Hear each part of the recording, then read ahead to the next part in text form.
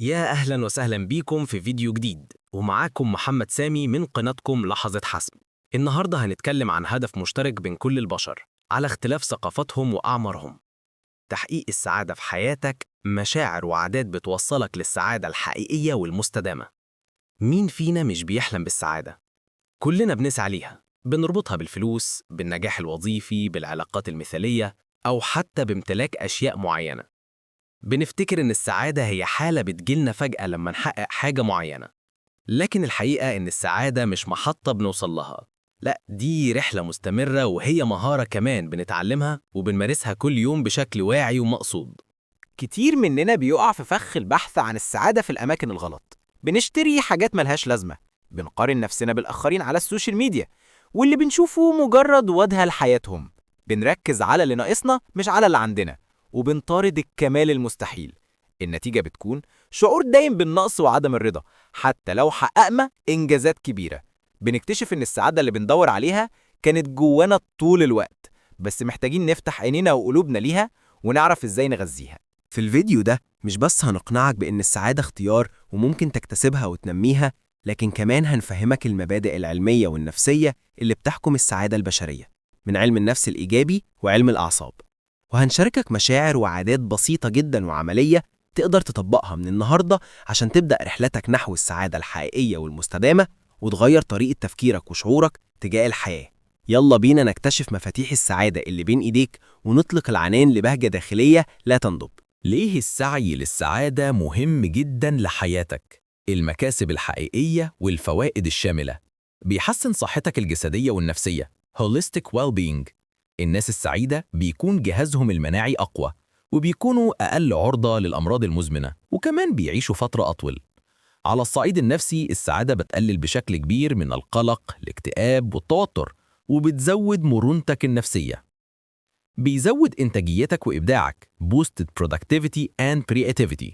لما تكون سعيد وإيجابي بتكون أكتر تركيزاً، حماساً، ودوافعك بتكون أقوى، وده بينعكس على شغلك ودراستك، وبتكون أكتر إبداعاً في حل المشاكل وابتكار الحلول. بيقوي علاقتك الاجتماعية stronger relationships. الناس السعيدة بتكون أكتر جاذبية للآخرين، بتبني علاقات أقوى، وبتكون أكتر قدرة على التعاطف والتواصل الإيجابي، مما يعزز الدعم الاجتماعي حولك. بيخليك أكتر مرونة في مواجهة التحديات enhanced resilience.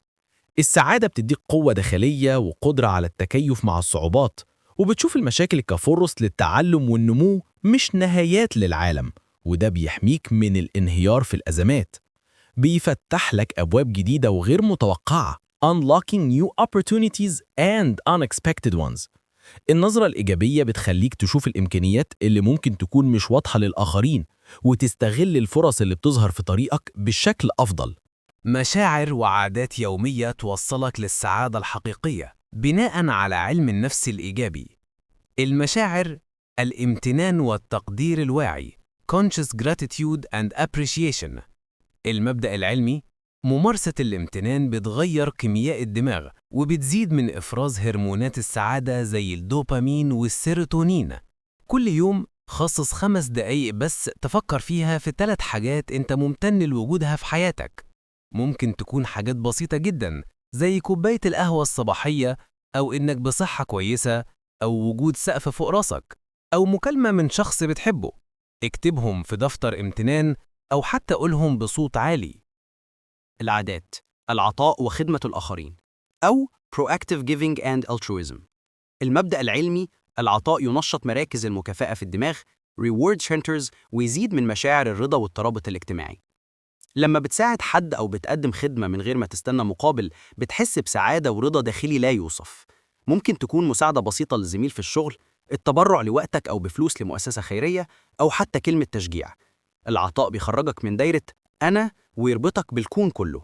العادات: الاعتناء بجسدك كمعبد holistic self-care وphysical well-being. المبدأ العلمي: هناك ارتباط وثيق بين صحة الجسد وحالة العقل. الأنشطة البدنية بتطلع الإندورفينات اللي تحسن المزاج. النوم الكافي، الأكل الصحي المتوازن، والنشاط البدني المنتظم مش رفاهية، دول أساسيات للسعادة والصحة الشاملة. لما جسدك بيكون في حالة جيدة، دماغك بتكون في حالة أفضل وأكتر قدرة على التعامل مع الضغوط. ابدأ بتمشية بسيطة، أو اشرب مياه أكتر، أو قلل السكريات تدريجياً. العادات بناء علاقات قوية وذات معنى nurturing deep and meaningful relationships. المبدأ العلمي الدراسات الطولية longitudinal studies أثبتت إن جودة العلاقات هي المؤشر الأول للسعادة على المدى الطويل.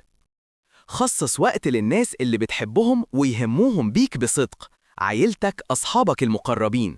تواصل معاهم بصدق وشفافية، واسمعهم بقلبك ودعمهم في أوقاتهم الصعبة.